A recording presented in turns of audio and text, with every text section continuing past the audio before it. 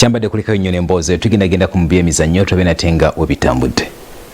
Omutendesi wa ttiimu y'eggwanga ey'abawala abasama omupiira ogw'ebigere The Crested Cranes ategeezezza nga ttiimu bw'emusanyusa ku ngeri gy'ekolamu mu mpaka eza COSAFA ezigenda mu maaso mu ggwanga erya South Africa. Okwogera bino kijjidde mu kaseera nga Uganda yeeteekera okwambalagana n'eggwanga erya Zambia olunaku olw'enkya. Tugezezzaako okukola ku byetaagisa byonna okulaba nti enzanya yaffe ebeera nnungi naddala mu kiseera ekyokuteeba.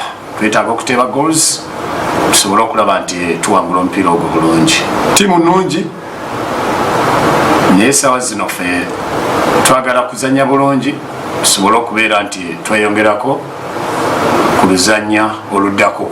Olunaku olw'eggulo Uganda yawutudde Eswatini goal 5-1 ezateebeddwa Joan Nabirye, Letitia Nabosa, Sandra Nabweteme ne Asfa Nasuna. Crested Cranes yeetaaga okuwangula omupiira gwa Zambia olunaku olw'enkya olwo yeesogge oluzannya oluddirira olw'akamalirizo. Guno gwe mulundi gwa Crested Cranes ogwokubiri okwetaba mu mpaka eza COSAFA Women's Championship nga mu 2017 baamalira mu kifo kyakusatu bwe baawandulwa eggwanga erya South Africa abawangula ekikopo kino. Ate bo aba Real Star Sports Agency basimye bannabyamizannyo 8 mu mizannyo egy'enjawulo abasinze okwolesa omutindo mulungi mu mwezi ogw'omwenda mu mmotoka z'empaka Yasin Nasa ne Ali Katumba olw'omutindo gwe bayolesezza Zambia mu za Africa Rally Championship basiimiddwa. Mu kwetegekera Rwanda nteekateeka ziri mu high gear, emmotoka weeri buli kimu kiryoke, twagistripinze okuva we baatuuka ku Monday, twagistripinze yonna tuliterezaako ebyetaagisa.